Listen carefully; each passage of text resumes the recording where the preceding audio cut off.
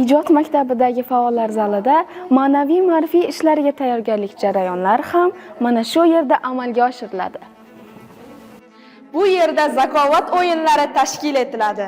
Sifatli shug'ullanish ortidan respublikada maktabimiz jamoasi 2-o'rinni qo'lga kiritdi.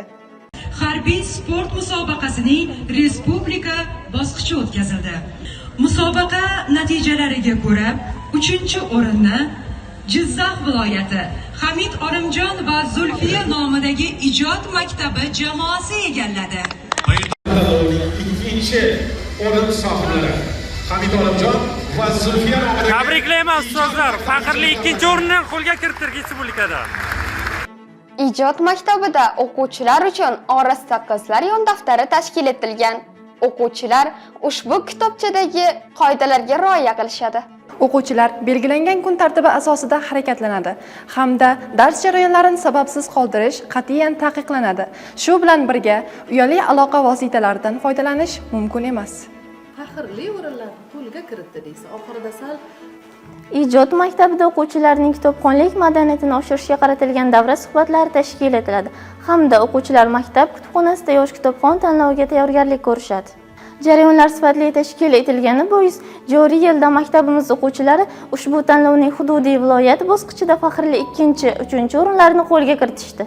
Bu albatta maktab rahbariyatining, jumladan maktabdagi ma'naviy va ma'rifiy ishlar bo'yicha direktor o'rinbosari Ma'mura Yusupova ustozning mehnatlari samarasidir.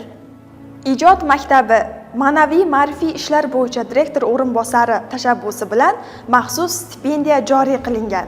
Unga ko'ra, o'quvchilar o'zlarining ilmiy, ijodiy qobiliyatlarini namoyon etadilar. Eng yuqori ko'rsatkichlarni qayd etgan o'quvchilar esa stipendiya pul mukofoti sovrindori bo'lishadi. Darsdan keyin o'quvchilar bo'sh vaqtlarini unumli o'tkazish maqsadida to'garaklar bilan shug'ullanishadi. Shu jumladan bu yerda tikuvchilik hunarini chuqurroq o'zlashtirishadi.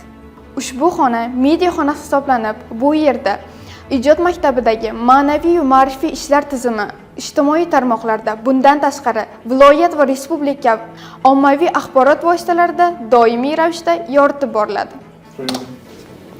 hozirgina biz ma'naviyat yetakchisi tanlovi e'lonini maktabimiz rasmiy kanaliga joyladik. Ijtimoiy tarmoqlar, ommaviy axborot vositalari hayotimizning bir bo'lagiga aylangan. Ulardan ezgu maqsadlar yo'lida foydalanish, yoshlarimizda ijtimoiy tarmoqlardan foydalanish madaniyatini shakllantirish biz ma'naviyatchilarning vazifalaridan biridir.